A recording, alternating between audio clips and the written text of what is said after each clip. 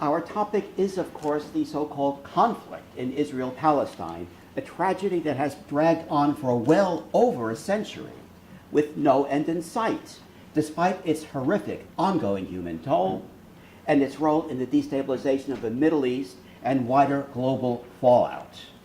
We are told that the reason this conflict has defied resolution is that it is so complicated, or that it's a cycle of violence that somehow self-perpetuates. My core premise, the reason that I feel I have any business taking your time here tonight, is to challenge this, to argue that this mindset is in fact one of the problems, that we have been conditioned to accept this tragedy as inevitable. It's not. I will argue that the conflict could end tomorrow if the international community wanted it to end. But it is being kept alive the same way all unjust wars are sold to us, by a narrative that replaces the truth. In this case, to the point of turning reality virtually upside down. If we poke our heads outside this bubble, suddenly we see that the conflict is not complicated. Indeed, we see that it is not a conflict in the proper sense at all. What is it? It's an ethnic nationalist settler movement, Zionism, that seeks to enforce an ethnically pure state on other people's land. The people resist. That's the conflict. But the word conflict is necessary. Why? It's necessary for the illusion of two sides negotiating and of a peace process. But this is delusional. There is no negotiating when one side holds all the power, all the weapons, all the clout, all the perks of statehood, is blindly supported by the most powerful nations, and, to top it off, when that side actually benefits from there not being any resolution, while the other side has nothing except a graveyard of unenforced UN resolutions and impotent international law. So the question is, what can we do to bring a just peace for everyone there against this overwhelming imbalance? Although the Palestinians are the obvious victims of Zionism, no amount of exposing the injustice against them will matter as long as they are reduced to lesser people who are believed to be ultimately to blame for all the violence, whether against Israelis or against themselves. But hidden by Israel's creation myth, by the Zionist narrative, is Zionism's parallel violence against Jews. Like its violence against the Palestinians, Zionism's anti-Jewish violence took two forms: physical violence and dehumanization, that is, racism. For both peoples, the physical violence was to force mass human migration, just as Palestinians could not be removed from their land except by violence against them. Zionism could not install a critical mass of Jews in their place without violence against Jews. For the Palestinians, this was outright ethnic cleansing and massacres, as well as starving them off the land by expropriating all means of livelihood. For Jews, Zionist violence was more camouflaged. Its principal forms were the blocking of any safe haven outside of Palestine, manufactured violence to force the uprooting of Jews living elsewhere in peace, and the indoctrination of Jewish DPs, displaced people, and children into Zionist messianic fundamentalism. But all this, obviously, is violence against civilians to force a political goal, i.e. terrorism. That is to say, the Zionist project itself is by its very nature one of terrorism. There's no way around this. The only way you can force a population from its own land and replace it with a different population is by massive violence against civilians. Well, this is no good. Nobody's going to admit that what they're doing is terrorism. And it is as an antidote to this problem that Israel dehumanized both the Palestinians and Jews. One, it needed to spin its terrorism against the Palestinians, the obstacle to its settler state, as the opposite, as defense. To do this, it dehumanized the Palestinians into an eternal threat, irredeemably violent as a race. This dehumanization has reached a level where an American president, and now an American vice president, actually speak of Israel and the Palestinians in biblical apocalyptic terms. To quote G.W. Bush, he described Israel and the Palestinians as, quote, the ancient battle between good and evil. This was to the Knesset. Secondly, Israel needed extraordinary impunity. It needed to be able to operate outside the norms of civilized nations. And it is to achieve this that it dehumanized Jews, the means to its settler state. It achieved near total impunity by dehumanizing Jews into the settler state itself. And if this sounds like an odd statement, I ask only that you not dismiss it out of hand. I submit that this, reducing Jews as a people into this ethnic nationalist political invention, is the core of the entire tragic history. If I am correct, shining daylight on this is the conflict's Achilles heel. Israel is constantly reminding us that it is the Jewish state, not a Jewish state in the sense of a national faith that any nation might adopt. Rather, Israel's claim is something altogether different, something unique in the modern world. It acts as the very embodiment of Jews themselves, all Jews in a tribal sense, regardless of their nationality, regardless of their own perceived self-identity. It expropriates Jewish history, culture, and persecution, and all they symbolize back to the Jewish kingdoms cited in the Old Testament, of which it claims to be the rebirth, in order to support the narrative that it is not a settler state. And it reinforces this by expropriating relevant archaeological artifacts as artifacts not just of an ancient Levantine people, but of the modern nation-state's history. We are to accept that the nation-state seated at the UN is that biblical kingdom, but 2,000 years ago, for reasons beyond its control, the pause button was pushed, and finally in 1948, Prophet Ben-Gurion pressed play, and Israel resumed from where it left off. This messianic facade has enabled Zionism to sell itself in an allegedly post-colonial, post-conquest world. Every time that Israel refers to itself as the Jewish state, remind yourselves that it keeps millions of people in internment camps, more politely called refugee camps, in order to do so. Israel presents itself as interchangeable with Jews as a people. And the military advantages of this abuse is staggering, reducing Jewry itself to a human shield to empower the state's crimes. Condemnation of the state becomes condemnation of Jews, all Jews, simply because they are Jews, thus making condemnation of Zionism and Israel anti-Semitic by definition.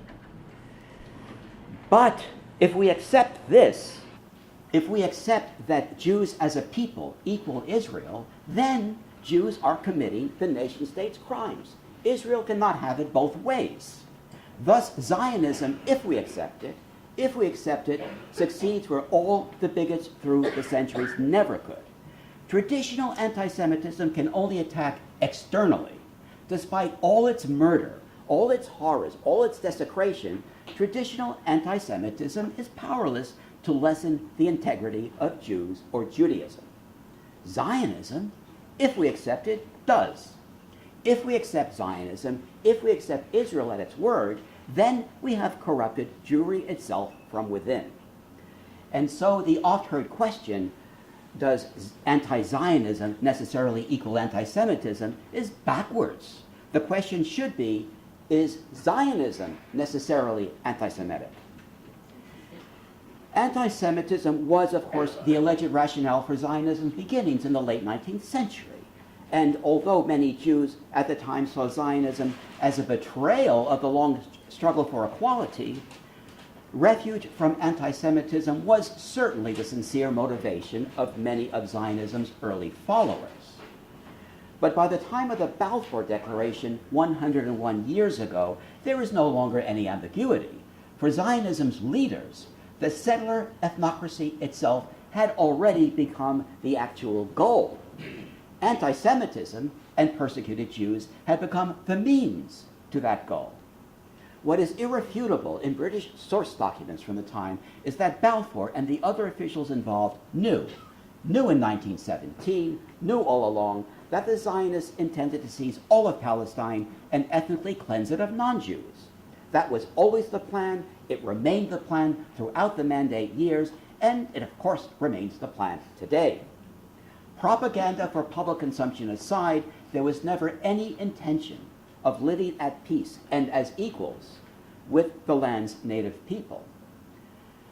Behind the scenes, activists like Chaim Weizmann were demanding the entire region for a Zionist state, including Jordan, treated the ethnic cleansing of non-Jewish Palestinians as indispensable to their plans, and insisted that the British lie about the scheme until it is too late for anyone to do anything about it.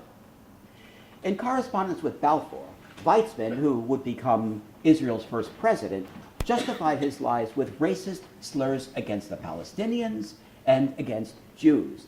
That is, non-Zionist Jews, and in particular, the Middle East indigenous Jews, who were overwhelmingly opposed to Zionism and who Weizmann smeared with classic anti-Semitic stereotypes. The Palestinians he dismissed as, in so many words, a lower type of human. And this was among the reasons he and other Zionist leaders used for refusing simple democracy in Palestine. If the Arabs, the Palestinians, had the vote, he said, it would lower the Jew down to the level of a native, his word. By the 1920s, 4 decades of Palestinian protest against their dispossession of land, labor, and resources had proved futile, and the late 1920s brought the first of 2 Palestinian uprisings. Palestinian terrorists were loosely knit groups operating outside the Palestinian villages. In contrast, Zionist terror organizations operated from within the settlements and were actively empowered and shielded by those settlements and by the Jewish Agency, the recognized semi-autonomous ruling body of the settlements, what would become the Israeli government in 1948. And whereas the Palestinian villages did help to some extent in ending Palestinian terror, the Zionist settlements were party to the terrorism, shielded and funded the terrorists, and steadfastly refused any cooperation in stopping the terror. Now, there were, of course, many among the Jewish settlements who were horrified at the terrorism, but if they became vocal, they would, for example, find their cars blown up, while those who became more actively opposed were not so lucky. 3 major terror organizations dominated Palestine during these years and attacked anyone in their way, Palestinian, Jew, or British. The Haganah, formed in 1920 and in large part trained by the British, was said to be a defensive militia, though by 1924 it was already assassinating Jews simply for challenging Zionism. And the pretense that it was defensive would become unsustainable by the 1940s. Its offshoot, the Irgun, was formed in 1931 to engage in more indiscriminate terror, and the Irgun's offshoot, Lehi, better known as the Stern Gang after its first leader, was formed in 1940 by Irgun members who saw no difference between the Allied forces and the Axis powers, and therefore saw no reason to moderate their terror during World War II. The Haganah and the Irgun toned down their terror for a while during the war, but this was pragmatic. In late 1942, Irgun head and future Israeli Prime Minister Menachem Begin judged that an Allied victory, contrary to what he had earlier thought, would not necessarily guarantee a Zionist state. And so halfway through the war, the Irgun abandoned restraint, and the Haganah would soon follow suit as part of a military calculation. The Jewish Agency often cooperated and collaborated with the Irgun and Lehi, and even helped finance the Irgun. It would condemn Irgun and Lehi terror, but this was almost always cosmetic. With rare exception, it steadfastly refused any help in ending it. The common British analysis, which I think the evidence abundantly supports, was that the Haganah would let the Irgun in particular carry out terror attacks so that the Jewish Agency could feign innocence. That Jewish children were indoctrinated and exploited was obvious at least as early as 1938, when the British caught the bomber of a bus filled with Palestinian villagers. She, the bomber, she was 12 years old, egged on by 3 adults. Jewish teenagers, both boys and girls, were commonly used to carry out terror attacks, and this continued throughout to the ethnic cleansing of 1948. Teachers were threatened or removed if they tried to intervene in the indoctrination of their students, and the students themselves were blocked from advancement if they resisted. Jews who opposed and tried to warn of the emerging Zionist fascism were assassinated. And indeed, most victims of Zionist assassinations, that is, targeted individuals rather than indiscriminate terror, were Jews. Palestinian armed resistance ended before the outbreak of World War II. Through to late 1947, there were virtually no Palestinian attacks. As Zionist terror ravaged Palestine and brought the country to its knees, Palestinians maintained stoic nonviolence. A British explanation for the Palestinians' refusal to respond in kind, it was that the Palestinians understood that the attacks were a trap, intended to elicit blowback that the Zionists would frame as a threat against which they would have to, quote unquote, defend themselves. This was the tactic that the Zionist militias successfully used to ignite the civil war of 1948 that the Jewish Agency needed. And it, of course, remains Israel's core strategy today: terrorize the Palestinians until there is a reaction, such as primitive rockets fired from Gaza or occupying soldiers attacked in the West Bank, and then use that reaction to justify further repression, further ethnic cleansing, and further atrocities. To be treated as most secret is the red ink heading of the transcript of a key meeting of 20 people, including the top Zionist leaders, held in London on the 9th of September 1941, setting the direction for Palestine's future. I would like to summarize from this because it is typical of what went on behind the scenes, and it is an almost comical laying bare of the fraud of Zionist, now Israeli, claims of democracy and equal rights. Indeed, the conversation sounds like it anticipates George Orwell's then still-to-be-written political satire, Animal Farm. Present were Weizmann, who had called the meeting, David Ben-Gurion, and other prominent Zionist leaders such as Simon Marx of Marks & Spencer, the British department store, and the prominent non-Zionist industrialist, Robert Whaley Cohen. There is nothing left to the imagination. The takeover and ethnic cleansing of all of Palestine remained the plan. One of the speakers, Anthony Rothschild, began by stressing that there would be, quote, no discrimination against any group of its citizens in the proposed Jewish state. Weizmann and Ben-Gurion also assured the skeptics, Arabs, Palestinians, would have equal rights.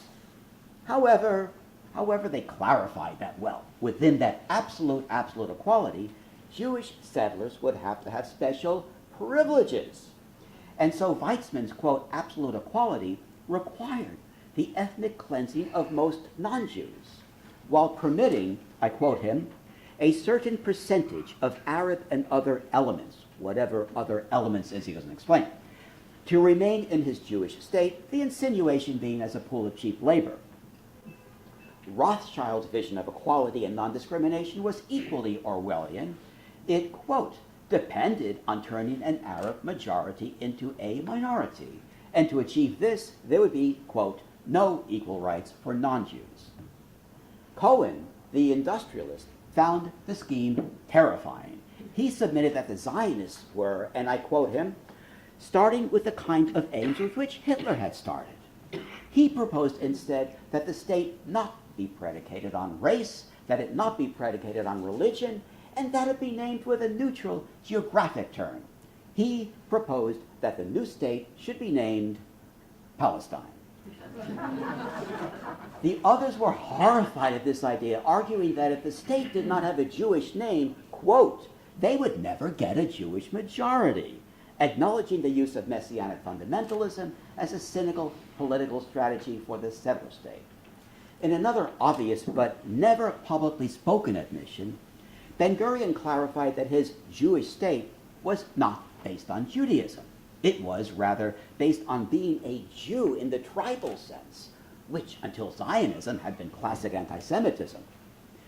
Weizmann further proposed taking Transjordan along with Palestine, and at the end of the meeting, he sought to put his proposals into effect officially in the name of all Jews worldwide. Those against his proposals were, in his word, anti-Semites. As they were discussing the occupation and ethnic cleansing of Palestine, a war was raging against occupation and ethnic cleansing, World War II. What was the Jewish Agency's reaction to the most terrible enemy Jewry, indeed the most terrible enemy the world has ever known? From the beginning, it was not to encourage the Yishuv, the Jewish settlers, to enlist in the Allied struggle against the Nazis unless and until it was under circumstances that would further Zionism, which did not happen until the last year of the war with the so-called Jewish Brigade, an inefficient encumbrance on the Allies whose purpose was to further Zionist goals. It was to conduct a theft ring of Allied weapons and munitions as if, the way this British military record put it, as if paid by Hitler himself. It was to continue its violence in Palestine, taking resources and personnel away from the war effort. It was to run a vast program of what were euphemistically called hiking parties or walking tours, surveillance operations throughout Palestine to gather meticulous, comprehensive data about the Palestinian villages and villagers they would erase when the opportunity came. And it was to exploit the Allies' war exhaustion to force Zionist goals. Ben-Gurion had long planned to exploit the Allies' end-of-war weakness, and so by 1944, the Haganah began ratcheting up its terror, even as the war still raged. Desperate, the British mounted a public plea to the Yishuv, explaining that their terrorism was making the struggle against the Nazis all the more difficult. The plea was ignored and the terror increased. The exploitation of the war continued after the Allied victory, when the Jewish Agency sought to exploit the fact that Britain's struggle against the Nazis had brought it to economic ruin. There was a move to pressure the United States not to approve its post-war loan to Britain unless Britain acceded to Zionist demands. Much has been written about the collaboration between the Zionists and the fascists during the war, the best known, of course, being the Havara Transfer Agreement that broke the anti-Nazi boycott. One of the least known was Leahy's attempted collaboration with the Italian fascists. In its nearly concluded Jerusalem Agreement of late 1940, Leahy offered to support a fascist victory in the war, in exchange for which the Italian fascists would use their military power to forcibly uproot Jewish communities and move their populations to Palestine. If this sounds like a scheme so extreme that only fanatical Leahy could have conjured it, it is essentially what the Israeli government ultimately succeeded at in the early 1950s, most catastrophically when it conducted a false flag terror campaign against Jews in Iraq to forcibly uproot that community and move its population to Israel as ethnic fodder. Many German Jewish immigrants to Palestine during the war were outraged by the Zionist exploitation of the Nazi horrors they had just fled. This outrage was given voice by, among others, the prominent journalist Robert Welch, who had been editor of a Berlin newspaper until that paper was banned by the Nazis in 1938. Welch warned that Zionist leaders, I quote him, have not yet understood that the enemy seeks the destruction of the Jews. We who have been here only a few years, we know what Nazism is. Zionists rather are, quote, taking part in the crash of European Jewry only as spectators. Now I paraphrase, fighting the British and keeping Jews from joining the Allied struggle while getting comfortable and rich from their political project in Palestine. Recent immigrants from Germany and Central Europe, he said, have no representation among the Zionist ruling establishment. If they did, quote, we would have demanded that the Yishuv should put itself at the disposal of Britain for the fight against Hitler and Nazism. But, and I am still quoting him, they do not want to fight against Hitler because his fascist methods are also theirs. They do not want our young men to join the forces, the Allied forces. Day after day, they are sabotaging the English war effort. These German Jewish immigrants were shunned by the Zionists, their publications and presses bombed. Even kiosks were bombed by the Zionists for selling non-Hebrew papers to German Jewish immigrants. In 1943, a man whom British records describe as, quote, a Jew whose integrity is not open to question, risked his life to warn about the threat of Zionism. For his safety, he was referred to only by the code name Z. Z described Zionism as a parallel movement to Nazism. He warned that the Zionist indoctrination of Jewish youth was producing a society of extremists who will use any method necessary to achieve Zionist goals. And he pointed out that as fascism in Europe has demonstrated, such a society is very difficult to undo once it has taken roots. How trustworthy is this anonymous testimony? Well, I found at Britain's National Archives, I found a private letter in which Z is identified.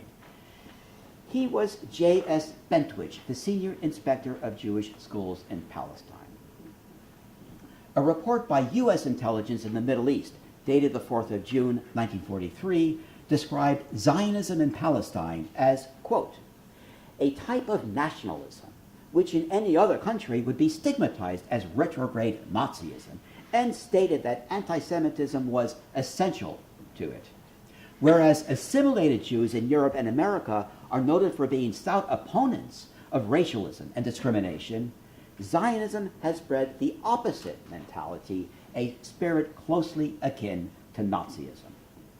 The report refuted Zionist propaganda about having, in so many words, made the desert bloom. It noted the irony that it was from the Palestinians that the settlers learned, among many other things, the cultivation of the Jaffa oranges. And whereas the Palestinians were self-sufficient, the Zionist settlements exist only on massive external financing. And should the settlements ever have to survive on their own merits, as the Palestinians do, quote, the venture will collapse like a pricked balloon. The conclusion of this early U.S. intelligence report was, however, naive, or at least premature. Now that the world, quote, has seen the lengths to which the Nazi creed has carried the nations, it reasoned that the Zionists, quote, are due to find themselves an anachronism. I'd like quickly to say that all these Nazi-Zionist parallels, which continued with the behavior of the early Israeli state, just to say that I don't make these parallels. I don't make them for reasons which, if anyone is interested, ask me at the end. I don't want to take the time now, but just to say that I myself don't make them, unless there is some specific historical reason. In general, most countries did not open their doors to the survivors of World War II as they should have, the United States among them. And this is cited as the principal reason why Zionists fought to increase Jewish immigration to Palestine. But this is, at the end of the day, this is a ruse. Most Zionist leaders did not want Jews to have any option but Palestine, and thwarted safe haven elsewhere. The settler project needed them as facts on the ground. As but one example, in early 1944, U.S. President Roosevelt succeeded in principle in establishing 500,000 new homes for European DPs, more than half of these homes in the United States and Britain. U.S. Zionist leaders were outraged and sabotaged it. When Roosevelt's aide, Morris Ernst, confronted U.S. Zionist leaders in an attempt to save the program, he was, in his words, quote, thrown out of parlors and accused of treason. Why treason? Well, treason because Morris Ernst was Jewish and Zionism equals Jews. As Ernst bitterly put it, the offer of new homes in the United States endangered what he called the Zionists' quote, pet thesis, that being that Jews must go only to Palestine. Nor were those already settled safe. In 1946, the Ashkenazi chief rabbi of Palestine, Yitzhak Herzog, went to Europe to forcibly remove orphans of Jewish background from their adoptive European families. Removing 10,000 children from their homes was the number he cited to the New York Times as his goal. In the National Archives, I found a copy of his record of the trip. By the way, this is among the records I have put online. Herzog complains of the fierce resistance he met from horrified local Jewish leaders who tried to protect the children, but he used his political clout to circumvent them. In France, for example, facing the steadfast refusal of the Jewish leaders to betray the children, Herzog said, I quote him, "I demanded promulgation of a law which would oblige every family to declare the particulars of the children it houses." Now I paraphrase, so that those of Jewish background could be exposed and put back in camps awaiting shipment to Palestine. To me, this is a Kafkaesque twist on Passover for these children who had just been spared the Nazis. Herzog's justification for the kidnappings was that for a child of Jewish background to be raised in a non-Jewish home is, I quote him, much worse than physical murder. Yet even this bizarre justification fails to explain what was actually taking place, because at the same time Herzog was rescuing Jewish children from this fate much worse than physical murder, his Jewish agency colleagues were sabotaging Jewish adoptive homes in England for young survivors still in the camps. The real reason for all of it, of course, was that the children were needed to serve Zionism as facts on the ground.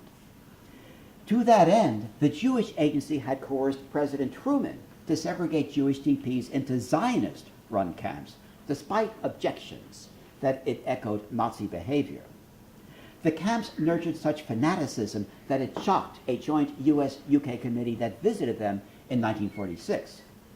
Before these camps, the evidence is that few Jewish DPs wanted to go to Palestine.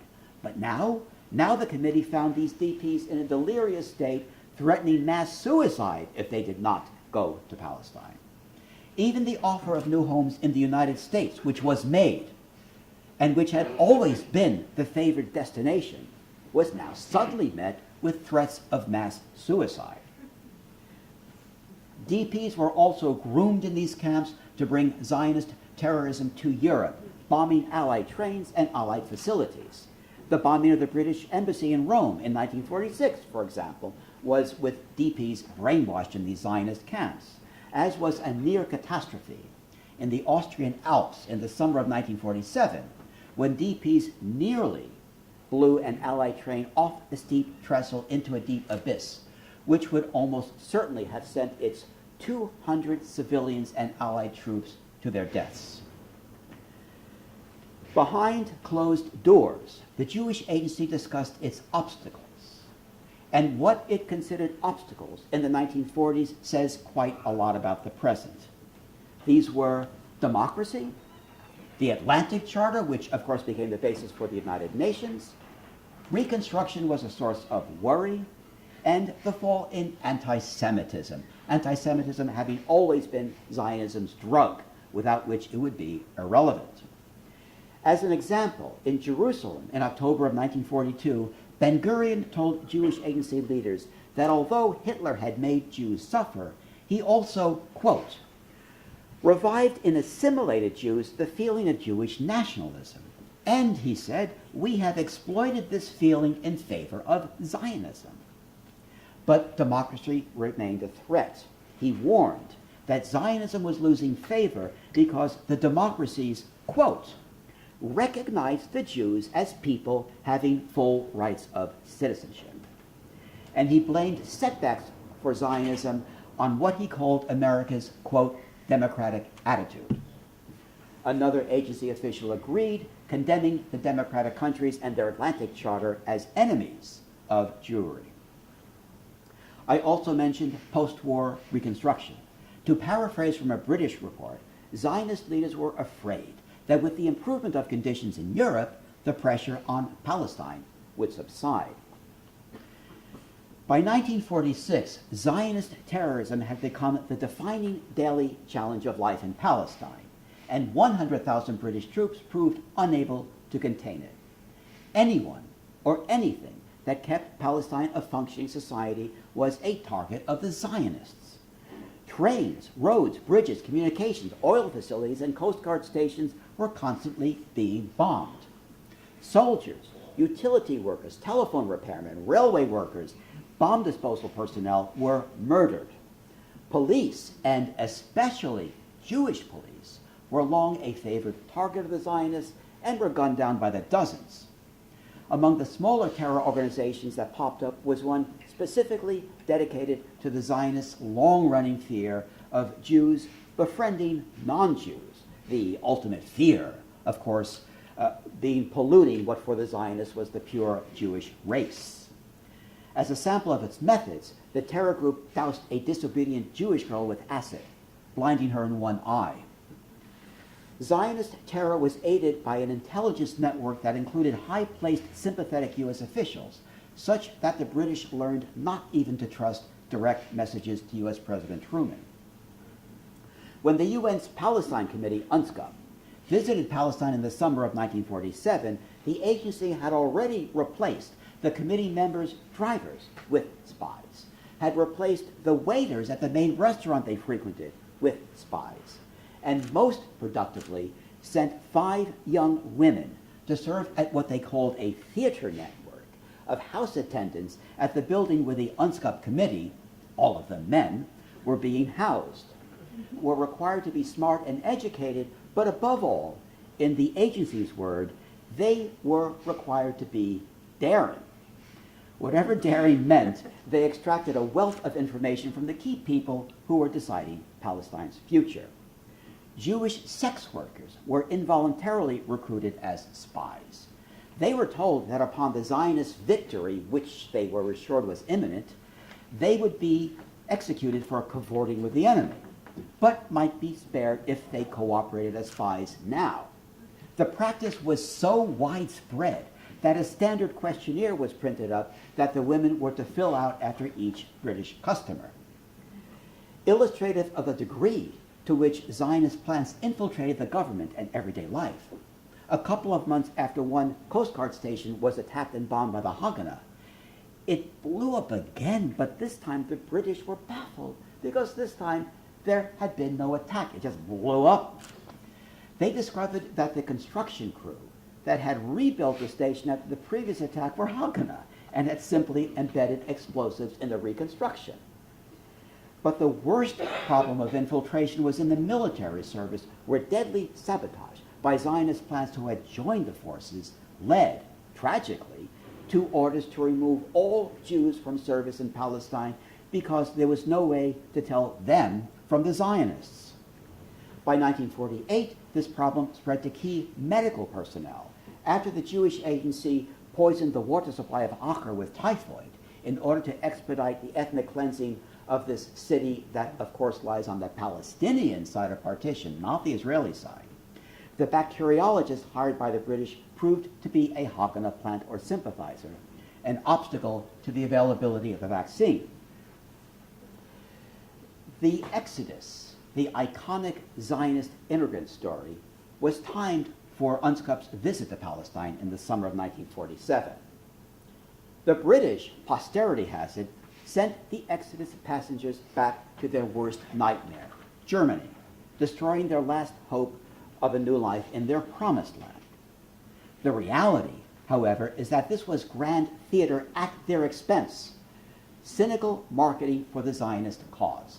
Yet again, the Jewish agency blocked opportunities of freedom and new lives for the survivors, in this case to manufacture sympathy victims. The possibility of new homes for the Exodus passengers in safe countries like Denmark was blocked by Ben-Gurion. The option of disembarking in southern France rather than going back to Germany, which all the passengers had the right to do, was blocked. When the British confronted Golda Meir, whose name was then Meyerson, when they confronted her about this abuse of the Jewish refugees, she refused to budge. The refugees would go back to Germany. To paraphrase Israeli professor Edith Zertal, the greater the suffering of these survivors of the Holocaust, the greater their political and media effectiveness for the Zionists. And bear in mind that the entire human cargo of the Exodus, 4,515 people, was less than 1% of President Roosevelt's resettlement plan that was sabotaged 3 years earlier. A few months after the Exodus, in November 1947, the UN, violating its own charter, blocked Palestinian self-determination and recommended partition with the implicit, not explicit, but the implicit creation of a Zionist state. Resolution 181 and this implicit creation of the Zionist state was the direct capitulation to Zionist terrorism, the surrender to the certainty of that continuing terror against the West. Caving to that terrorism left the Palestinians as the sole victims of that continuing terrorism. The alternate UN plan was for a binational state, which the British believed the Palestinians would have reluctantly supported as a compromise to their desire and absolute right for a democratic state. But this compromise would be, to quote British documents, totally unacceptable to the Zionists and, quote, would therefore be followed by an intensification of Jewish terrorism. That is, yet greater terrorism over that which had already brought Palestine to its knees. The disproportionately large land area the UN gave the Zionists in Resolution 181 was also in fear of Zionist terrorism. Again, quoting British sources, giving the Zionists so much land up front was an attempt to delay, not prevent, but simply delay the Zionist expansionist wars that they knew would come. But this appeasement, of course, failed. Within a few months of Resolution 181, the Zionist militias were already waging their first expansionist war, confiscating more than half of the Palestinian side of partition and massacring and depopulating hundreds of villages. But the fact that the British were occupying Palestine enabled Zionist leaders to juxtapose their terror campaign as a liberation movement against British colonizers. Finally, on the 15th of May, 1948, before there was any Arab resistance, Britain fled the scene of its crime, for which the Palestinians have been paying ever since. British and U.S. documents prove that both governments knew all along that the Zionist acceptance of Resolution 181 was a fraud. The Americans knew it, the British knew it, and most of all, the Palestinians knew it. And this, not just the Palestinian refusal to forfeit their right to self-determination, was why their negotiators could not agree to Resolution 181. The armistice that ended the 1948 war established a ceasefire line that, to quote from this, is not to be construed in any sense as a political or territorial boundary. Israel was supposed to return to the agreed partition, but it simply refused. Even if one accepts the legality of partition, the Israeli occupation of Palestinian land began then, not in 1967. We have today the sense that the situation calmed after 1948. This is false. The ethnic cleansing and now cross-armistice line terrorism continued. Israel now holding up the untenable catastrophe it had created and refused to rectify as the threat against which it now had to defend itself. What changed pre versus post-statehood is that the victims of Zionist terror no longer included Europeans. Israel's 1967 conquests and its ethnic cleansing of 300,000 more non-Jews in 1967 heightened its need for ever more settlers.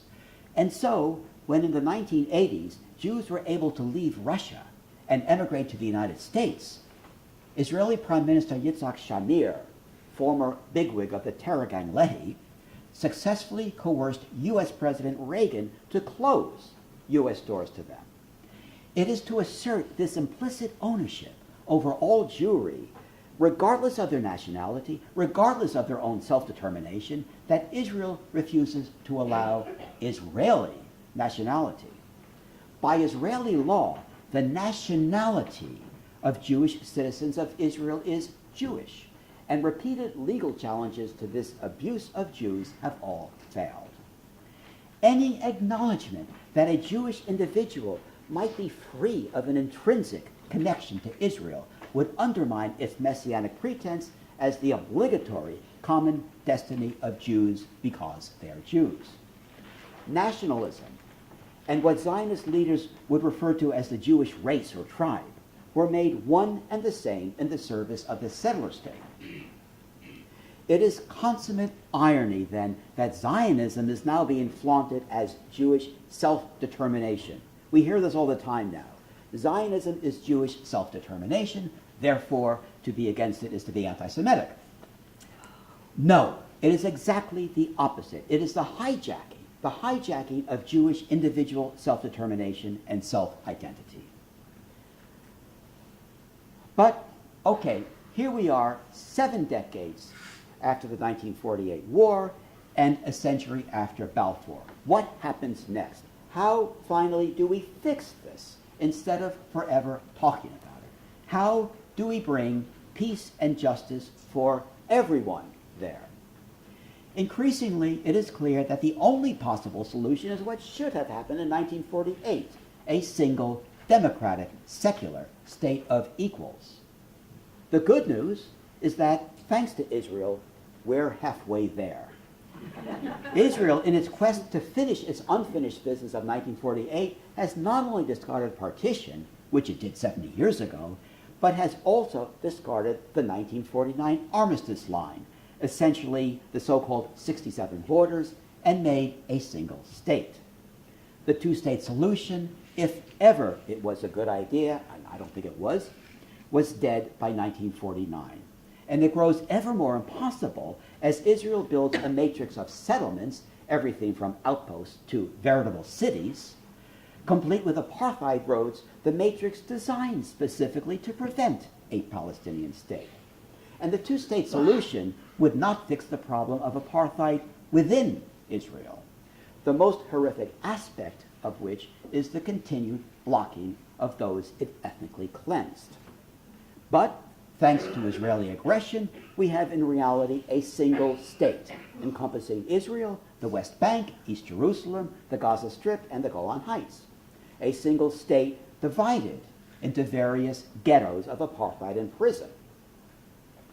Once we acknowledge that it is already a single state, who could possibly object to making everyone in it equal? What could possibly be the objection to that?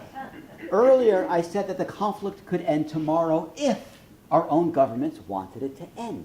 And lest this claim still seem exaggerated, I ask you to imagine for a moment how the United States and the international community would react if the situation were exactly as it is, except that the ethnicities were reversed. If the ethnicities were reversed, the international community would rush their militaries to the region to stop what it now empowers and finances. It would suddenly demand an immediate end to race laws and the creation of a secular state. And the international community would jump to proclaim that equality obviously means the unqualified right of return. It would suddenly be self-evident that you can't ethnically cleanse people and then say that equality doesn't apply to them because they're not here. That would be a grotesque parody, and it has been a grotesque parody for 70 years.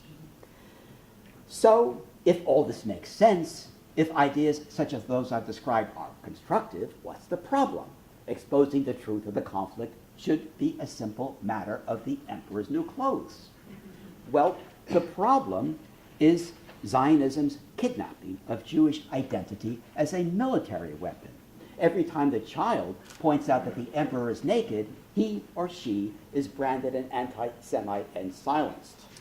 This Israeli military tactic of using Jews as a human shield for impunity needs to be called out for what it is, especially when it is institutionalized. For example, with the U.S. State Department definition of anti-Semitism, according to which pretty much everything I've said tonight is anti-Semitic. And the definition Israel is pushing in Europe, both among governments and churches, the so-called IHRA definition, the International Holocaust Remembrance Alliance definition, which by its very name exploits the memories of the Nazis' victims in order to empower new ethnic racial crimes. What greater betrayal of their memories? We must do what Edwin Montagu, a Jewish member of the British government, did a century ago. We must accuse our governments of anti-Semitism for colluding with the Zionists. The war against Palestine is ultimately our war, being carried out with our money, our political power, our weapons, and most of all, our moral capital. Ending it is our moral responsibility. Thank you.